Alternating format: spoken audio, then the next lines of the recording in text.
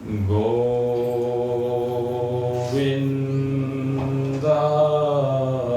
नमो नमः। श्रीकृष्णाय नमो नमः। नारायणाय नमोस्तुते।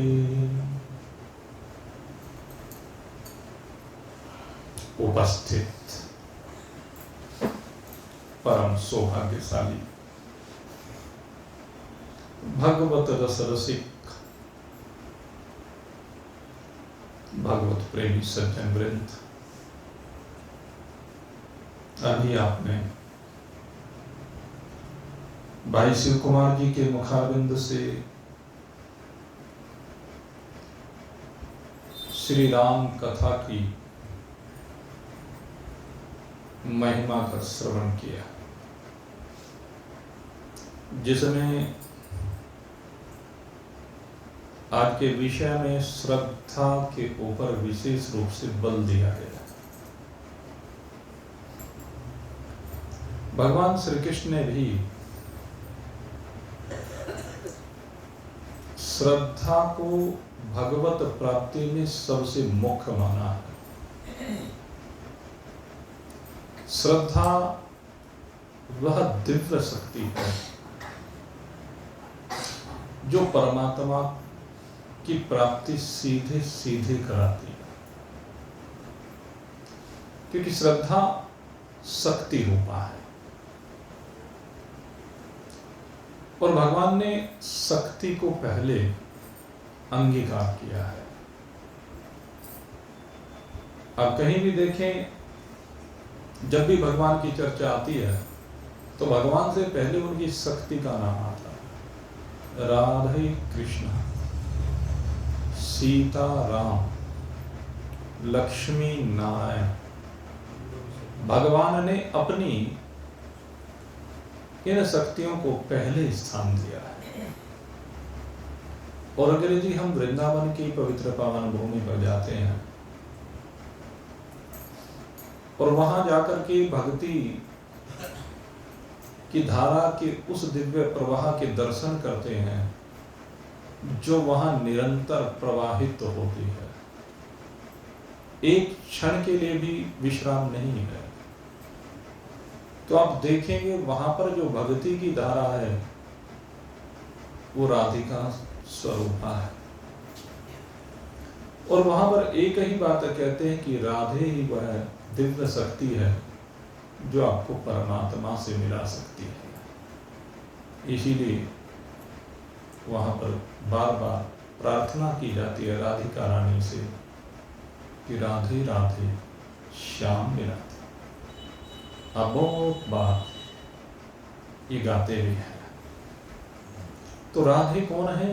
ये श्रद्धा की प्रतीक है। सीता जी कौन है? श्रद्धा की प्रतीक है। लक्ष्मी कौन है? श्रद्धा की प्रतीक है। तभी तो राधे कृष्ण के हृदय में बसती है।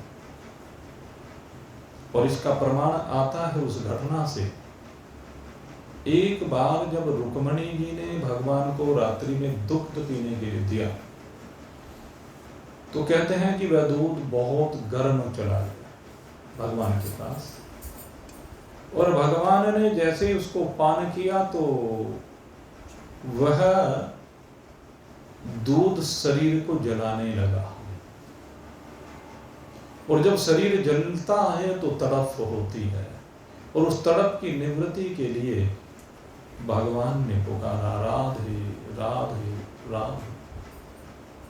रुक्मणी जी कहती हैं कि प्रभु आपके सन्मुख मैं हूं, ये राधे आपकी कौन लगती है, आपकी कैसी प्रेमिका है? अरे दुनिया आपका स्मरण करती है और आप राधे का स्मरण कर रहे हैं, क्या कारण है? कहते जब भी मेरे ऊपर कोई कष्ट आता है, जब भी मेरे ऊपर कोई विपत्ति आती है, तो कहते हैं राधा वो है जो आगे आकर के उस विपत्ति को अपने ऊपर ले लेती है। जिस प्रकार से जब मेरे किसी भक्त के ऊपर कोई विपत्ति आती है तो उस विपत्ति को मैं अपने हृदय पर झेलता हूं, उसी प्रकार से राधे की यह विशेषता है। रावण ने, उनके बेटे मेघनाद ने, कुंभकर्ण ने जो युद्ध किया, बड़ा भयंकर युद्ध किया, और उनके युद्ध करते हुए कहते हैं कि सारी वानर सेना व्याकुल हो उठी। जब वो युद्ध करने के लिए आते थे सब दौड़ने लगे। मेघनाद बड़ा शक्तिशाली योद्धा था, और उस मेघनाद ने एक शक्ति विभीषण के लिए रखी हुई थी, क्योंकि वो मानता था कि विभीषण ने देशद्रोह किया है, मेरे पिता के साथ, अपने भाई के साथ उसने छल किया है, शत्रु से मिला। तो जब विभीषण जी युद्ध में मेघनाद के सन्मुख आए तो उस मेघनाद ने उस शक्ति का प्रहार विभीषण जी के ऊपर किया, और कहते हैं जब विभीषण जी के ऊपर शक्ति का प्रहार किया तो उस शक्ति से विभीषण की रक्षा करने में कोई समर्थ नहीं था। तो उसी समय भगवान ने देखा और तुरंत भगवान बीच में आ गए और उस शक्ति का प्रहार जो मेघनाद ने किया था उस शक्ति को अपने हृदय में धारण किया, और एक बार को तो उस शक्ति के प्रहार से भगवान भी बेशुद्ध से हो गए, ऐसी भयंकर शक्ति थी। तो कहते हैं जब भक्त के ऊपर विपत्ति आती है तो भगवान उसे अपने ऊपर झेलते हैं, और कहते हैं जब भगवान के ऊपर विपत्ति आती है, भगवान को कोई कष्ट होता है तो उनकी ये शक्ति आगे आती है और वही उसको झेलती है। इसका प्रमाण वो गरम गरम दूध है। कहने लगे आप बार बार राधे को याद करते हैं, अब हम भी एक बार उसके दर्शन करना चाहती हैं, हम भी देखें तो सही आखिर वो आपकी कैसी प्रेमिका है, वो आपसे कितना प्रेम करती है, क्या वो हमसे भी बढ़कर के होगी।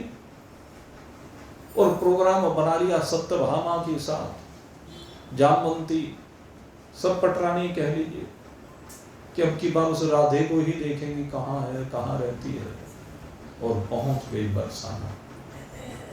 बरसाने में गई हैं सब जाकर के, और वहां पर दरवाजे पर द्वारपाल थे, उन्होंने जाकर के उनको कहा कि हम राधा से मिलना चाहती हैं, कि आप कौन हैं, कि जाकर कह देना कि भगवान की पटरानी आई है। वो कहती है कि राधा की ऐसी स्थिति नहीं है कि वो आपसे मिल सके, कि नहीं हमें मिलना है और जरूर मिलना है, कि उसकी स्थिति ठीक नहीं है, इस स्थिति में आप उसको देख नहीं पाओगे। कहने लगे नहीं हम देखना चाहते हैं, आखिर बात क्या है।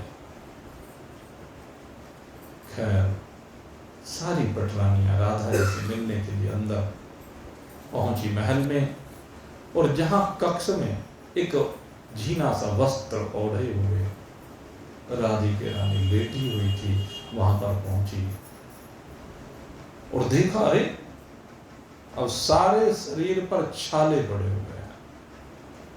उन छालों को देखा, बुरा हाल है राधिका का, बड़ा कष्ट होता है शरीर के ऊपर जब छाले हो जाते हैं। सब जानते हैं अगर किसी के शरीर पर एक जगह भी छाला पड़ जाए तो क्या स्थिति होती है, और सारे शरीर पर छाले। रुक्मणी आदि ने देखा, उसके दुख को देखा, और दुख को देख करके कहने लगी ये क्या हुआ। कहने लगे कुछ नहीं, कि नहीं बताना पड़ेगा आखिर बात क्या है। लेकिन राधिका रानी ने अपने मुख से कुछ नहीं बताया और सारी दर्शन करके वापस लौट आई। भगवान से कहा कि उसकी तो स्थिति बहुत खराब है, उससे तो हम बात भी नहीं कर सकी, ऐसी स्थिति है। और लेकिन उसकी एक भावना जरूर कि हमें देख करके हमें प्रणाम किया, हमारी बड़ी प्रशंसा की, और उसने बार बार एक ही बात कही कि भगवान की सेवा करो, भगवान की सेवा करो, इसके अलावा उसने कुछ नहीं कहा। कहने मिला ही आप उनसे, देख आई उसकी स्थिति, लेकिन क्या तुमने ये जानने का प्रयास किया कि उसकी ये स्थिति हुई कैसे है? कि नहीं ये तो हमें नहीं पता, हमने पूछा भी लेकिन उसने कुछ बताया नहीं। बहुत पूछने का प्रयास किया, कहने लगे मैं बताता हूँ रुक्मणी। कहते तुमने जब मुझे पीने के लिए दूध दिया था, वो दूध बहुत गर्म था और वो मेरा शरीर जब जलाने लगा, मैंने राधे को पुकारा तो वो गर्म गर्म सारा दूध राधिका ने अपने शरीर के ऊपर ले लिया और उसी कारण से उसके सारे शरीर पर छाले पड़ गए। उन छालों की तड़प में कितनी बुरी स्थिति उसकी हो गई, लेकिन उसने एक शब्द नहीं कहा तुम्हें। तो राधिका वो है जो मेरे भी कष्ट को अपने ऊपर ले लेती है। श्रद्धा वो है जो राधिके रानी में है, जो दूसरे के कष्ट को अपने ऊपर लेती है, उसको श्रद्धा कहते हैं। और ये श्रद्धा ही भगवान कहते हैं। भगवान श्री कृष्ण ने इसीलिए कहा अर्जुन श्रद्धावानम लभते ज्ञानम, श्रद्धावानम लभते ज्ञानम। कहते जो श्रद्धावान होते हैं उन्हीं को ज्ञान की प्राप्ति होती है। मेरे मित्रों, ये जो ज्ञान है ना, हम भक्ति योग में जब जाते हैं कई बार कह देते हैं कि ज्ञान की आवश्यकता नहीं। मेरे मित्रों, ज्ञान के बगैर तो आप एक पग भी नहीं रख सकते। श्रद्धा भी ज्ञान के बिना हो ही नहीं सकती। वो अलग बात है कि जब हम ज्ञान के वास्तविक स्वरूप को जानना चाहते हैं तो उसमें श्रद्धा कारण बनती है। श्रद्धा को यूं ही बन गई क्या? बिना जाने बन गई क्या? किसी के भी प्रति श्रद्धा यूं ही बन जाती है क्या? एक बालक की अपनी मां में भी श्रद्धा तब बनती है जब वो जान जाता है कि ये मेरी हितैषी है, इसकी वजह से मेरा जीवन है, तभी तो श्रद्धा बनती है। श्रद्धा यूं ही थोड़ी ना बनती है। उसे जब मालूम होता है ये मेरी हितैषी है, ये मेरा पिता मेरा हितैषी है, ये मेरा मित्र मेरा हितैषी है, ये मेरे शिक्षक मेरे हितैषी हैं, ये मेरे गुरुदेव मेरे हितैषी हैं, तभी उनके प्रति श्रद्धा बनती है।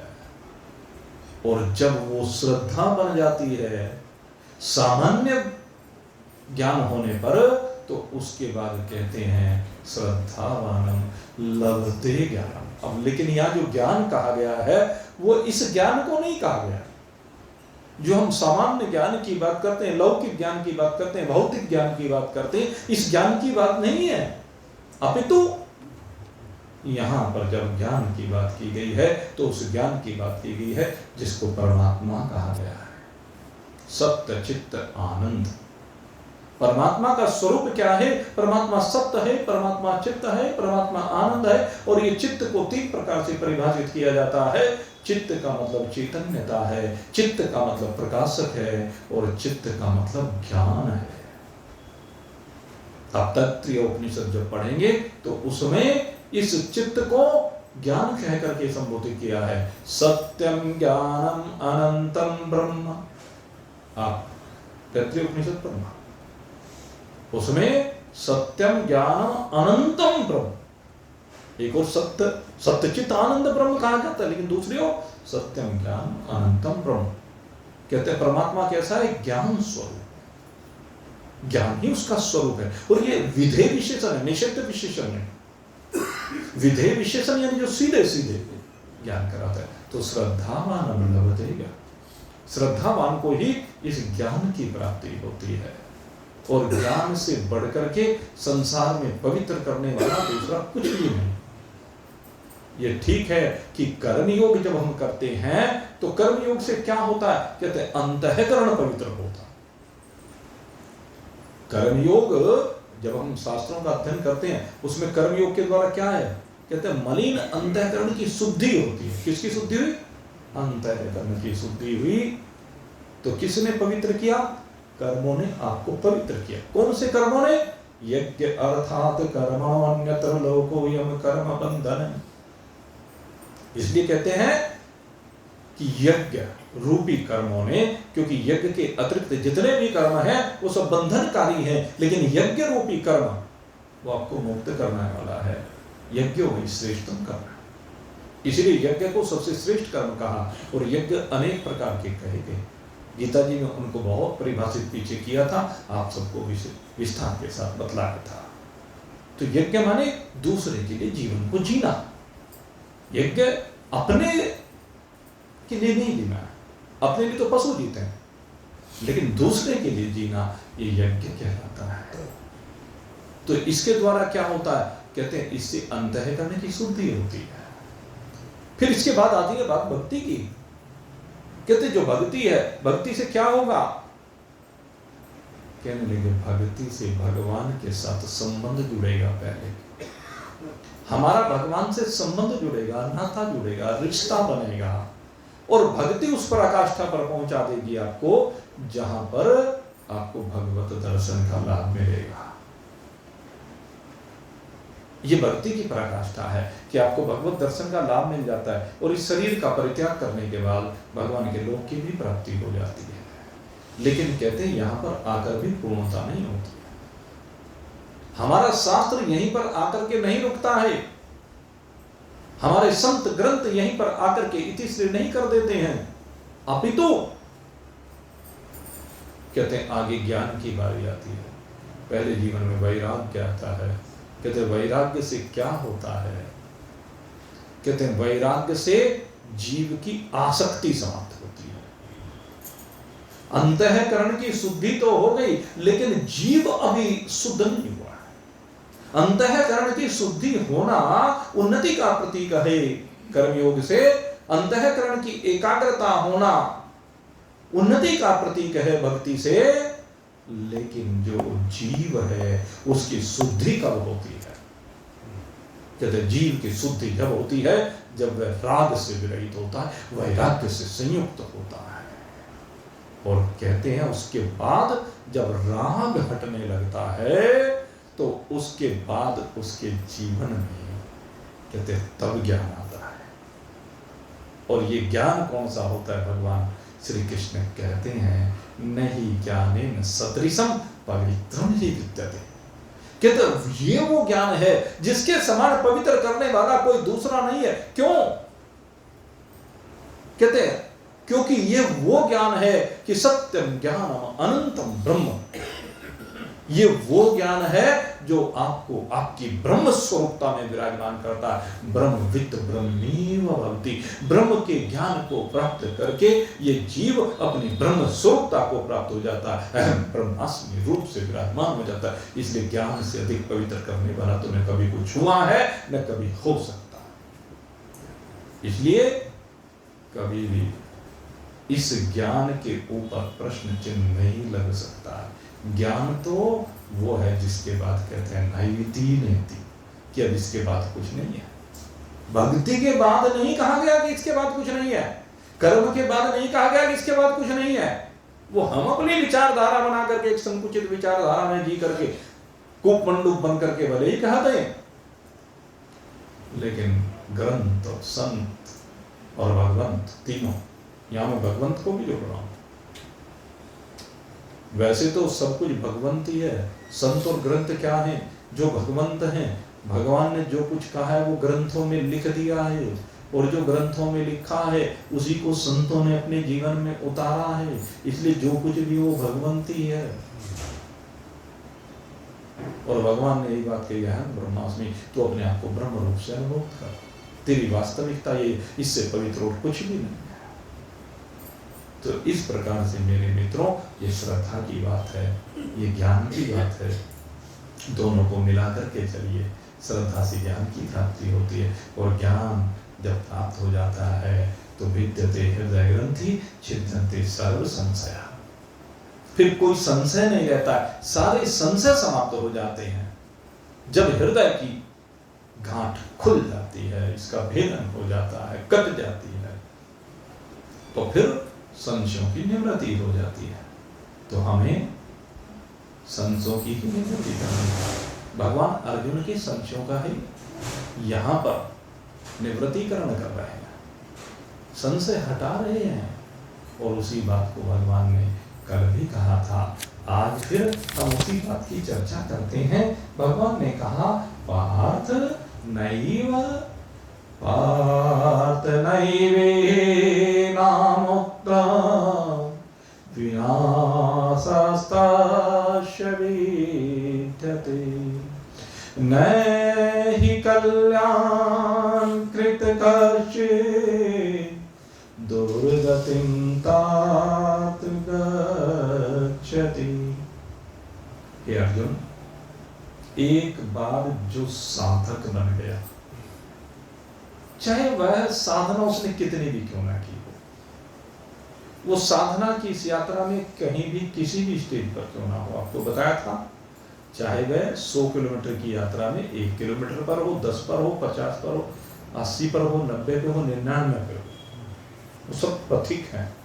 हाँ, ये जरूर है कि उन साधकों की उत्तरोत्तर स्थिति उच्च होती चली जाती है, ये बात ठीक है, लेकिन है सब अभी मुसाफिर, सभी रास्ते में हैं। लेकिन भगवान कहते हैं जो 1 किलोमीटर भी चल दिया, जिसने इस पथ पर अपनी यात्रा को 1% भी पूरा कर लिया है, उसकी बात कर रहे हैं। क्योंकि उसके जीवन का उद्देश्य क्या हो गया है कि परमात्मा, मुझे परमात्मा को प्राप्त करना है, मुझे परमात्मा को पाना है, उसका उद्देश्य यह हो चुका है। और जो संसार से मन को हटा करके अभी थोड़ा सा भी परमात्मा को पाने के लिए प्रयास करने लगा है, उसके विषय में भगवान कहते हैं कि हे पार्थ, कल्याण के मार्ग पर चूंकि उसने अपने पग बढ़ा दिए हैं, इसलिए उसका विनाश नहीं हो सकता, उसकी दुर्गति नहीं हो सकती। इसलिए तुम्हारे मन में जो संशय है कि वो जाएगा कहां, इस लोक में वैराग्य हो गया, परलोक की अभिलाषा उसको नहीं हुई, फिर वो कहां जाएगा? कहीं वो छिन्न भिन्न तो नहीं हो जाएगा बादल की भांति? भगवान ने कहा नहीं, ऐसा नहीं होगा। और उदाहरण दिया अजामिल का। वो अजामिल का प्रसंग कल आपके सन्मुख रखा था। अजामिल का क्या हुआ? प्रारंभ में धर्मात्मा है, बीच में पतित हुआ, और बाद में जब यमदूतों का और भगवान के पार्षदों का संवाद सुना, इसको आप उनका संवाद कह लीजिए, या मैं दूसरे शब्दों में कहता हूं, किसी महान पुरुष का सत्संग श्रवण कर लिया। जब महान पुरुषों का सत्संग ही तो है वो पार्षदों का संवाद, उसमें सत्संग है, आप देखेंगे। तो सत्संग का जब अजामिल ने श्रवण किया तो जो भूला हुआ ज्ञान था वो पुनः स्मृत हो गया, और जहां उसने यात्रा को छोड़ा था वो यात्रा अब वहां से आगे बढ़ गई। बीच में जो प्रारब्ध फल देने के लिए आया वो फल दे करके चला गया, लेकिन उसकी यात्रा पुनः अपनी उस यात्रा से जुड़ गई, तो उसका किया हुआ विनिष्ट नहीं हुआ। उसने जो अच्छा कार्य किया था, जो धर्मात्मा वो था, जो कर्म कांड वो कराता था, दूसरे के लिए जाप किया करता था, अपने लिए भी भजन किया करता था, वो पुनः वहां से आगे अब भजन और अधिक करने लगा।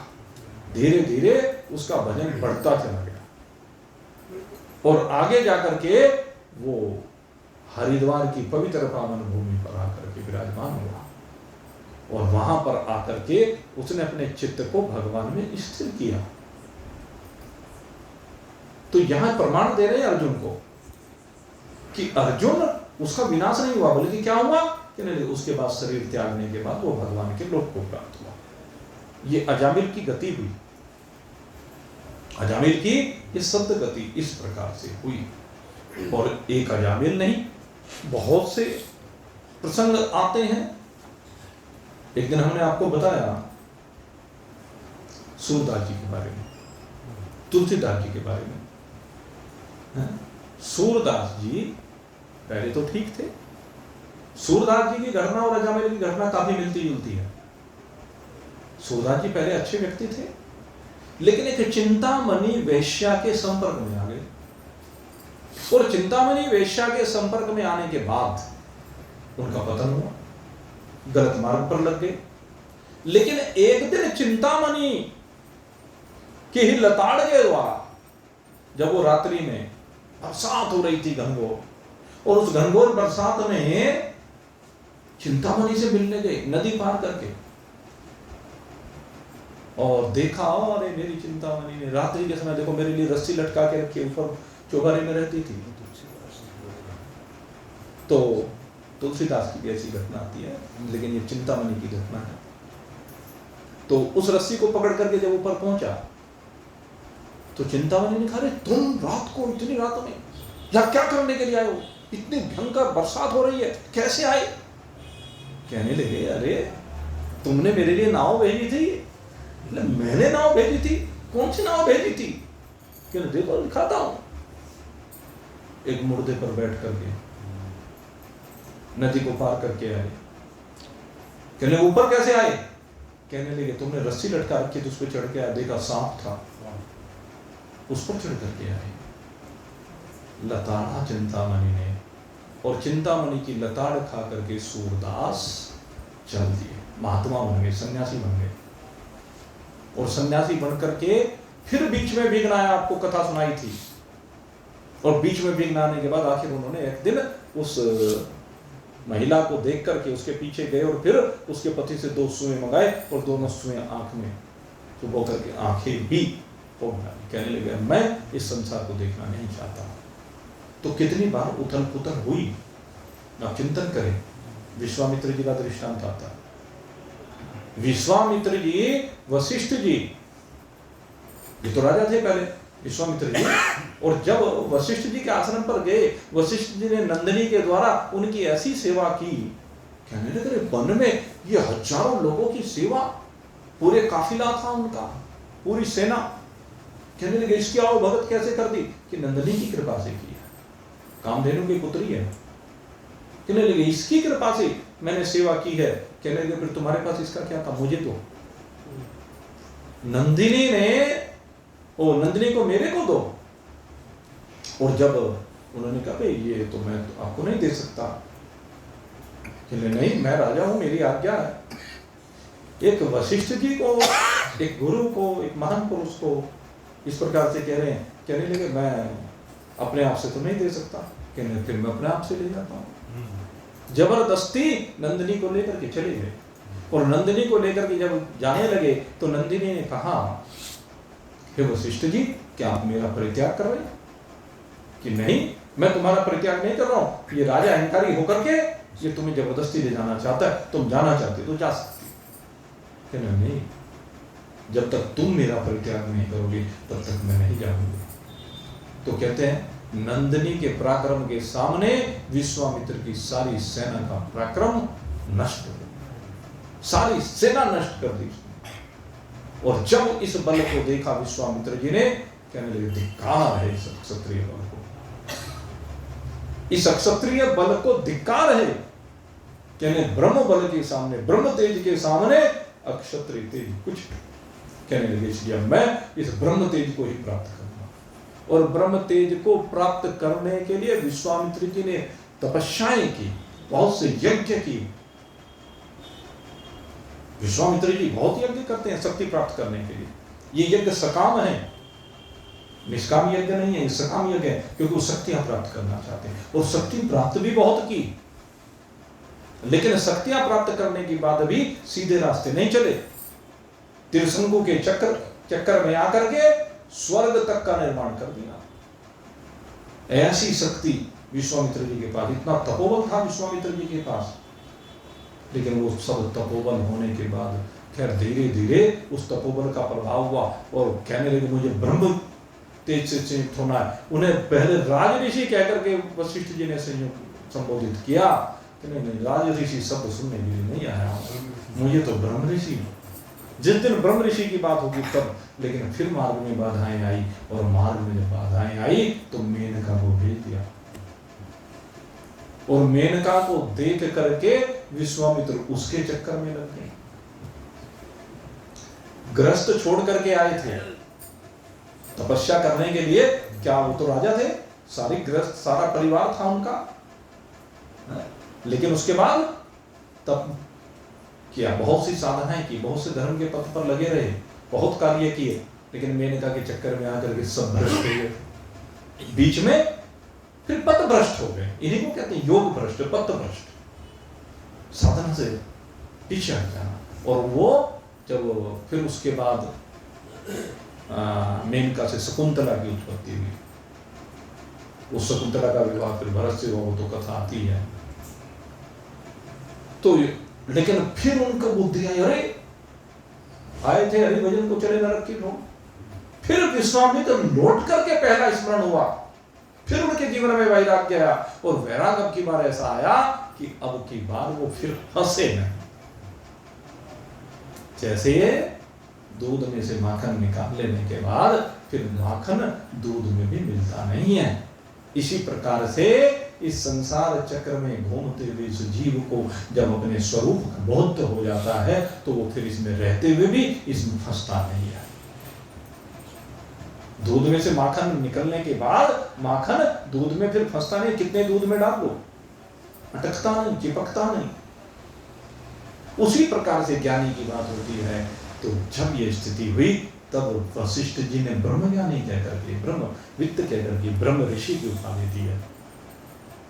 महर्षि कह दिया, लेकिन ब्रह्म ऋषि आखिर में जाकर के कहा जब उनके अंदर का अहंकार नष्ट हो गया, जब हमारा अहंकार नष्ट हो जाता तभी ब्रह्म ऋषि की उपाधि मिली। तो भटकाव किसी के भी जीवन में ये, लेकिन भगवान कहते हैं कि कोई बात नहीं, बीच में अगर भटकाव भी हो गया तो मैं उसको फिर से वहीं ले जाता हूं, फिर से उसको आकर्षित कर लेता हूं। इसलिए वो योग भ्रष्ट कहते वो कल्याण के मार्ग से पीछे हटता नहीं। और एक बहुत सुंदर घटना आती है श्रीमद् भागवत में, ये बड़ी दिव्य घटना है। भगवान ऋषभ देव जी के पुत्र हुए भरत जी। भरत जी चक्रवर्ती सम्राट हुए, और वो जो आपको बता दें हमारे देश का जो नाम भारत रखा गया, ये शकुंतला और दुष्यंत का पुत्र जो भरत हुआ है तो बहुत बाद में हुआ। ये है वो भरत, भगवान ऋषभ देव जी के पुत्र हैं। शंभु मनु और शत्रुपा के पुत्र हुए प्रियव्रत। प्रियव्रत की वंश में चौथी पीढ़ी में जाकर के भगवान का अवतार हुआ, और ये जो भगवान का अवतार हुआ ऋषभ देव के रूप में, इनके 100 पुत्र हुए। उन 100 पुत्रों में बड़े भरत जी। जब भगवान ऋषभ देव ने वैराग्य लिया तो उसके बाद भरत जी को राज्य दिया। भरत जी ने भी राज्य किया, लेकिन भरत जी के मन में अपने पिता की तरह से वैराग्य हुआ, और जब वैराग्य उत्पन्न हुआ तो उन्होंने भी राजपाट का परित्याग कर दिया। और राजपाट का परित्याग करने के बाद वह वन में चले गए, गंडकी नदी के किनारे रहने लगे। गंडकी नदी के किनारे रहते हैं। गंडकी नदी के बारे में आपने चर्चा सुनी होगी, ये बड़ी पवित्र नदी मानी जाती है। अभी काफी पीछे चर्चा में रही, सुना था ना? क्या सुना? हाँ, कहते हैं जैसे नर्मदा का कंकर कंकर, उसके बारे में कहा जाता है नर्मदा का हर कंकर है शंकर। नर्मदा के हर कंकर को शंकर का रूप माना जाता है। नर्मदेश्वर शिवलिंग वहीं से प्रकट होते हैं। कहते हैं इसी प्रकार गंडकी नदी से क्या प्रकट होते हैं? शालिग्राम, भगवान शालिग्राम। तो उनका जो एक एक पत्थर है वो शालिग्राम माना जाता है, और उस शालिग्राम से अनेक भगवान के स्वरूप न जाने कितने मंदिरों में प्रतिष्ठित हैं। अब इसके बारे में यहाँ अयोध्या में तो इन्होंने नहीं बताया, लेकिन वो जो शिला आई थी वो गंडकी नदी से नेपाल से ही आई थी। अब ये पता नहीं वो भगवान रामलला का जो स्वरूप विराजमान हो वो वही है या अन्य है, लेकिन जो बद्रीनाथ धाम में है वो भाई है। भगवान बद्रीनाथ वो कौन है? उस शाम क्या कहते हैं ये जो पत्थर है ना, शालिग्राम, शालिग्राम रूपी है बद्रीनाथ धाम में, और पता नहीं कितने मंदिरों में भगवान शालिग्राम रूप में विराजमान है। तो गंडकी, उस गंडकी नदी के किनारे जाकर के भरत जी ने वहां पर तपस्या की, और वहां तपस्या करने के बाद एक मृगी के बच्चे के मोह में आ गए। एक मृगी जो गर्भवती थी, वो गंडकी नदी के किनारे जल पी रही थी। इतने में सिंह ने एक दहाड़ मारी। सिंह की दहाड़ सुनकर के वो भयभीत हो गई, और भयभीत होकर के उसने गंडकी नदी को पार करना चाहा कि उधर शेर था तो इसको तू पार कर दे छलांग मार करके, और शेर पर लिपट रह जाए। लेकिन जब गंडकी नदी को पार करने लगी तो इतनी लंबी जब उसने छलांग लगाई तो कहते हैं उसी समय प्रसव हो गया, और उसके कारण से उसके गर्भ में जो उसका बालक था वो वहीं नदी में गिर गया और वो नदी पार करके जंगलों में चली गई और वहीं मर गई।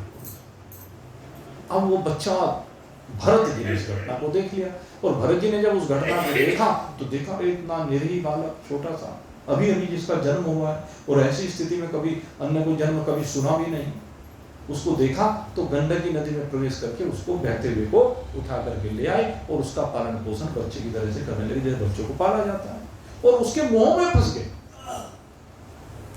आए तो हैं वहां अपने स्वरूप में विराजमान होने के लिए, आए तो हैं परमात्मा स्वरूपता में विराजमान होने के लिए, अपनी ब्रह्म रूपता में विराजमान होने के लिए, लेकिन हुआ क्या? मोह में फंस गए और मोह में फंस करके कुछ समय तक मोह में फंसे रहे और उसके बाद वो बच्चा एक दिन मृगों का झुंड आया, एक झुंड के साथ चला गया। अब उसके वियोग में तड़फने लगे, वो वियोग हो गया, बड़े परेशान हुए, मेरा बालक मेरे से बिछुड़ गया। उस बच्चे को लेकर के बहुत परेशान होते हैं और जब परेशान हो रहे हैं बच्चा बिछुड़ गया और इसी विरह में मोह में, इस विरह और मोह में संलग्न रहने के कारण एक दिन क्या आया? आखिरी समय आ गया और जब आखिरी समय आया तो चूंकि चित्त अब भी उस मृग के बालक में था, उसके कारण अंत मतः सुगता, अंत काल में मृग में वृत्ति होने के कारण से अगला जन्म मृग का लेना पड़ा, जन्म मृग का हुआ। लेकिन मृग का जो जन्म हुआ, उस मृग का जन्म लेने के बाद एक बहुत बड़ी बात हुई जो आज तक अन्यत्र कहीं भी देखने में नहीं आई। कहते उस साधना के प्रभाव से, जो उन्होंने पहले साधना कर ली थी, उस साधना के प्रभाव से क्या हुआ कि मृग के शरीर में जाने के बाद भी उनको स्मृति बनी रही कि कैसे कैसे तेरे साथ ये क्या था, आए थे हरि भजन को, चले नरक हो, कि मैं तो भगवान का भजन करने के लिए, भगवान में चित्त लगाने, और एक मृगी के बालक के चक्कर में जब मृगी बढ़ गया तो उसमें वो किसी से मोह से संयुक्त हुए, अपनी माँ जिसके गर्भ से उन्होंने जन्म लिया था उस मृग के रूप में, उसके भी चक्कर में नहीं, सूखी घास खाते हैं, बस यूं ही मस्त रहते हैं, बिल्कुल कहने कुछ भी हो जाए। वहीं पर वैराग हो गया मृग के शरीर में और उस वैराग का परिणाम ये हुआ कि अगला जो जन्म हुआ उस मृग के शरीर की में उनकी आयु पूर्ण होने के बाद वो एक ब्राह्मण के यहाँ उनका जन्म हुआ और वहां ब्राह्मण के यहाँ जन्म होने के बाद भी बिल्कुल कुछ नहीं पढ़ते, कुछ नहीं सुनते हैं, अंधे गूंगे बहरे, माँ बाप भाई बंधु सब परेशान, कहने लगे ब्राह्मण कुल में पैदा होकर के इसने तो बिल्कुल विनाश कर दिया। वो ये सोचते हैं लेकिन उन्हें क्या पता ये तो पढ़ा पढ़ाया है और वो सदा अपनी मस्ती में मस्त रहते हैं। ये भरत जी ऐसे दिव्य महापुरुष हैं जो ज्ञानी के रूप में पैदा हुए हैं, ये ज्ञानी पैदा हुए हैं, बस जन्म तो प्रारब्ध के कारण से हुआ लेकिन इस बार किसी से छिपके नहीं, कौन पिता कौन माँ कौन भाई कौन बंधु कौन है, ये सब कि शरीर ही मैं नहीं हूं, ये शरीर ही मेरा नहीं है, ऐसा बोलते हैं भरत जी को। तो किसके कारण से हुआ? वो पूर्व में की हुई साधना का परिणाम ये हुआ कि वो दुर्गति को प्राप्त नहीं। तो भगवान अर्जुन को यही दृष्टांत दे रहे हैं, समझा रहे हैं दृष्टांतों के माध्यम से कि भले ही बीच में गड़बड़ हो जाए, बीच में रुकावट आ जाए, बीच में पतित हो जाए, लेकिन अगर कोई साधना की पथ पर एक बार बढ़ गया है, कोई परमात्मा प्राप्ति के मार्ग पर बढ़ गया तो हे अर्जुन नहीं कल्याण कृत कश्चित् दुर्गति तात गच्छति, तो उसकी फिर दुर्गति नहीं हो सकती। भले किसी कारण से अगर उसकी साधना से काम हो गई तो स्वर्ग लोक में चला गया, स्वर्ग लोक में अप्सराओं के भोगों को भोगता है, वहां नंदन वन के भोगों को भोगता है, वहां कल्प वृक्ष के भोगों को भोगता है, सुंदर हवेलियां मिल जाती है, लेकिन कहते हैं कि वहां जाकर भी स्वर्ग आदि लोकों में जाने के बाद भी कहते हैं फिर से यही लौट करके आते हैं। इस बात की चर्चा भगवान कल करेंगे, क्योंकि भाई समय तो अपनी गति से आगे बढ़ता चला जाता है, अब समय की सीमा तो इस तरह की होती है, क्या करें। तो कल इस बात के ऊपर हम चर्चा करेंगे कि कैसे स्वर्ग में जाकर भी वो फिर से यहां आ सकता है। वो उसकी जो साधनाएं, स्वर्ग को ऐसे तो मिला नहीं, स्वर्ग पाप योग तो मिलता है, पाप योग मिलता है क्या स्वर्ग? परोपकारियों को मिलता है स्वर्ग। आपको बताएं, स्वर्ग की प्राप्ति सकाम शुभ कर्मों को करने से होती है। जिसने इस जन्म में मनुष्य शरीर को धारण करके मतलब बहुत श्रेष्ठ कर्म किए, बहुत यज्ञ किए हैं, बहुत दान किया है, बहुत जप किया है। यदि जप भी जो है वो जो किया है ना, वो जप करने के दो रूप होते हैं। जप कर्म योग में भी होता है और भक्ति योग में भी होता है।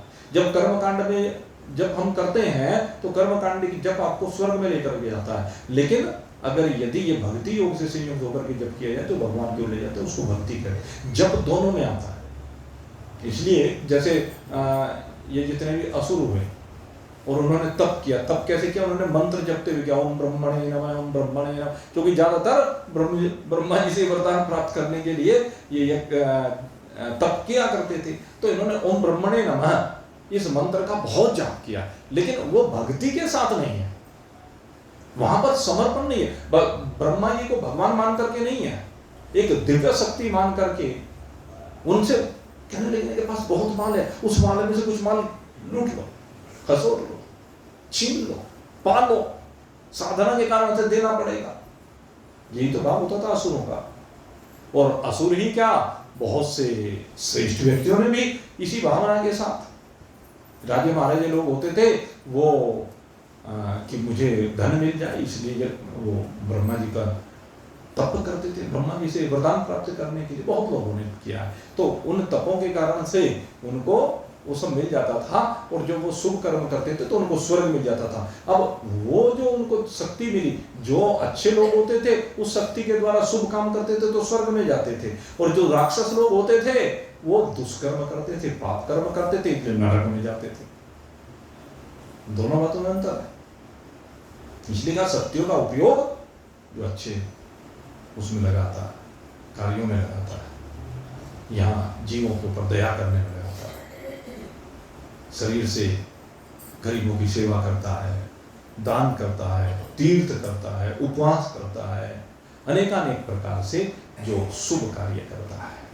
तीर्थ सेवन का बहुत महत्व हमारे यहाँ बताया। और हाँ, एक चीज और मेरे आज ध्यान आ गई, जब तीर्थ का नाम मैंने ले ही दिया, 1 मिनट के बाद मैं आपको और बता दूं।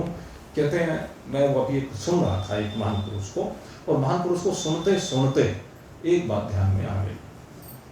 वो चूंकि सकाम कर्मयोग से संबंध रखती है, इसलिए मैं उसकी चर्चा कर देता हूँ। तो उसमें क्या कहा, वो शास्त्रोक्त बात है कि जब आप तीर्थ सेवन करने के लिए जाते हैं तो कहते हैं तीर्थ सेवन करते हुए अपने पैसे से तीर्थ सेवन करना चाहिए, दूसरे का पैसे का उपयोग नहीं करना चाहिए तीर्थ में। एक ये बहुत बड़ी बात कर्मकांड में कही गई है। अब लोग क्या जाते हैं, ये तीर्थ पे जाएंगे, राम जी के दर्शन करने जाएंगे अयोध्या, कहेंगे 500 रुपए में बस जा रही है। अब बस का किराया जो है 3000 रुपए ले जा रहे हो, 500 रुपए में तुम जा रहे हो तीर्थ यात्रा करने के लिए। तो जो 2500 रुपए वो कोई दूसरा दे रहा है, कहने लगे ठीक है तुम्हारा पुण्य कर्म तो हुआ, लेकिन उस पुण्य कर्म में तुम्हारा 500 रुपए का वो उनका 2500 का हुआ।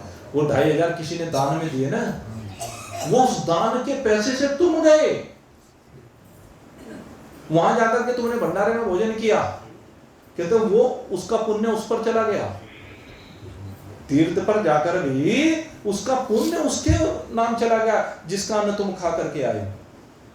इसलिए कहते हैं कि तीर्थ सेवन के लिए जब भी जाएं वहां पर अपना पैसा खर्च करें, एक एक पैसा अपना खर्च करो। ये बात मुसलमानों में भी मैं आपको बताऊंगा, उनके यहाँ ये बात शास्त्र में लिखी हुई है। उनके जो शास्त्र हैं कि हम हज करने के लिए तो 1 रुपया भी किसी का, एक तो क्या होता है कि उस समय वो 1 रुपया भी अपने ऊपर उधार रख करके नहीं जाते। अगर कोई कर्ज है तो उसको हज पर जाने का अधिकार नहीं है, कर्ज उतार करके तब हज करने के लिए और अपने पैसे से जाए।